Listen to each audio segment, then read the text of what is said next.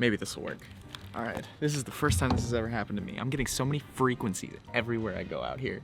This is the second time. Hopefully this one will work. Anyways, hi everybody. This is the only place I can stand where I don't get heavy frequencies. So I'm gonna be battling bees and everything out here. So it's great. But for today, the thing I want to talk about is equipment. Do you need it? Do you not need it? Can you shoot with it? Can you shoot without it?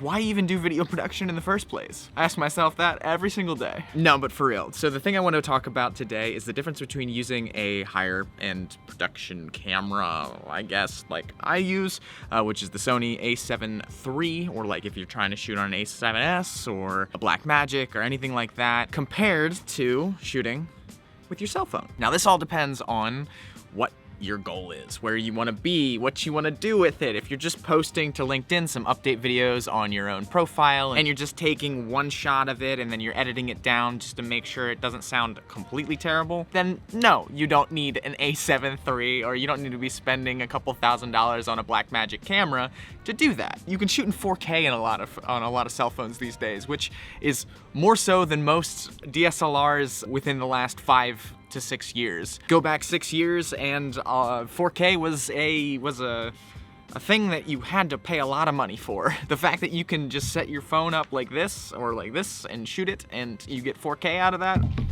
that's pretty dope. Now, when it comes to accessories though, and if you want to make a shot look specifically like a certain movie you've seen or anything like that, then yeah, maybe going for a bigger camera that has interchangeable lenses is a good idea. But if you're just doing something that's pretty simple and nothing too crazy, then obviously doing just shooting with a camera on your phone is probably the best bet. Because this is the Type Studio YouTube channel, I have to talk about video editors, because I would get fired if I didn't. Video editors are, that's something that is very, at least, that's a tough subject when it comes to what to suggest to people, because in a lot of ways, there's a lot of different video editors for a lot of different things. You have your main one. If you have a Mac, you got iMovie, which is rather, it's fine. It's fine, it does the job. If you are a higher end production person, you have anything from Final Cut, which is like a step above iMovie, and then you have Premiere and DaVinci, and those are all heavier and higher production value types of video editors. Things that could be rather overwhelming for anybody just getting into it. So essentially what I want to say with the video editor side of things is it all depends on what you're trying to get out of it. If you want the crazy images and transitions and you want to put some graphics on and make them twist in, twist down, and you want to color grade everything, and you want to make sure that, I don't know, you want to do keyframing and all that stuff. Number one, if I said keyframing and you went, I don't know what that is, don't get Premiere, iMovie, or Final Cut or DaVinci. Don't do that. It's not worth your time, because there's a lot of things that you're not gonna need within those softwares that you're gonna be paying for, when you could just get a software like Type Studio and edit your videos a lot simpler and a lot easier. I wouldn't promote Type if I didn't actually believe in it. I wouldn't promote Type if I didn't actually think it was worth the money, if it was worth what you're getting out of it. For people that are using it the way it's intended at this point, it's perfect. It's the best thing. It's so neat. When I first heard about it, when I was first like trying to jump on the team, I was like, that is the coolest thing. To be able to edit a video like you'd edit a Word document, that's the coolest thing ever. And as somebody that grew up making the transitions through video editors and all this, that, and the other, and trying to figure out what works best for me, seeing one that's really versatile and also offers the ability to add graphics, add subtitles, add text, all of that to a video, that was the hardest thing for me growing up. It's like finding editors and how to do that. And this is very user intuitive, so anybody that's just getting into it, anybody that's just trying to make simple, decent looking content for their LinkedIn, for their Instagram, and or anything like that, Type Studio is the way to go for a video editor. And I'm not just saying that because they're paying me to say that. I'm saying that because it's true. Granted, again, if you're trying to do a bunch of the bigger production stuff and you're trying to be like one of the big boys, yeah, you might want to invest in one of the bigger ones, but don't do it too soon. And this is the main takeaway I want to have. If you've watched this video so far and you're like, who's this guy talking about anything? What does he know? Well, true, but in all actuality, the only thing that I think you should take away from this video is progression.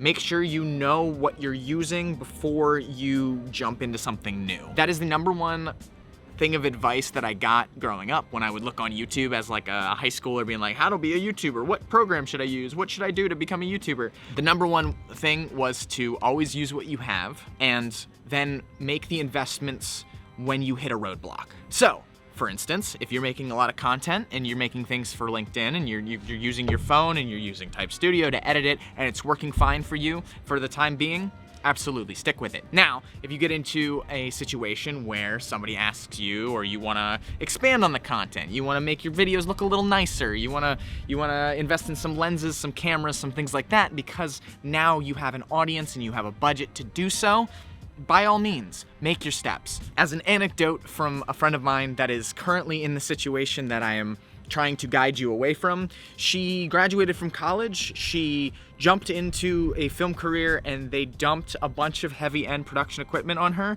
and she's like, I don't know what I'm doing. That is the worst thing, because #1, it stops production, and #2, it ruins your ability to like want to actually make any content because everything's so overwhelming. So I guess they kind of couple together. It stops production because of that. So the main reason to not invest in these bigger things is not just because, oh, it's too expensive. Anybody can get money. You can get money wherever you want. Get in from investors if you're a new company. Using your bar mitzvah money. I don't know, man. But it's not about that. It's about the continuous want and need to keep making content. And that's where you build your skills. It's where you build all of the things that you actually need when it comes to filmmaking. Filmmaking comes from within and not from the camera. Now, granted, once again, the amount of times that I have given the credit to my camera because of how beautiful the colors can turn out, because it's a rather high-end side of the camera spectrum in the DSLRs, I will not discount that whatsoever. But the difference is I've been doing this for 7 years, 8 years, 9 years, and I just upgraded to a higher end camera. This isn't even an S series. This is an A7 III. If I was going hard and I wanted to spend all the money I can and be like, I'm now a filmmaker, A7S III, A7S II, it would have been a more, I guess, expensive purchase if I really wanted to go the big ways. But my main workhorse for the last 8 years was a Sony a6000, the original a6000. I sat on that thing and I used that thing for everything. I remember shooting my first vlogs with that in college, and then also going and taking that to, about a year ago, I was shooting music videos for a local music venue. Like, everything. I was doing everything on that camera, and I finally hit a roadblock where I needed to make an upgrade, and then I made the purchase. Make the investments that'll make you want to make videos more, not that will make you think that you'll make videos more. Does that make sense? I hope that makes sense. So basically, let's wrap this whole thing up with phone is okay. Video editors like Type Studio works perfectly. If you need to make the investment and you want to make the jump, absolutely go for it, but know when you should do it, and don't jump into something that's gonna overwhelm you and stop the process of creation. I hope this helps. Anyways, thank you so much for watching if you got to this point. Blah, blah, blah. Subscribe button, click it if you like this, if this helped or this was just entertaining. Make sure to check out our social medias. They're floating underneath my head as we speak. You know, we're creating a lot of cool content, and also we're upgrading Type Studio all the time. Actually, if you invest in Type Studio now as a beginner and as somebody that's just getting into video editing, you can progress along with Type Studio. You can do that. That's not a bad idea. So as Type Studio expands on its abilities, you will too. And you can just, you know, learn along with us. But anyways, thanks again for watching. I hope this helped. I appreciate you, and I'll see you in the next video. Peace.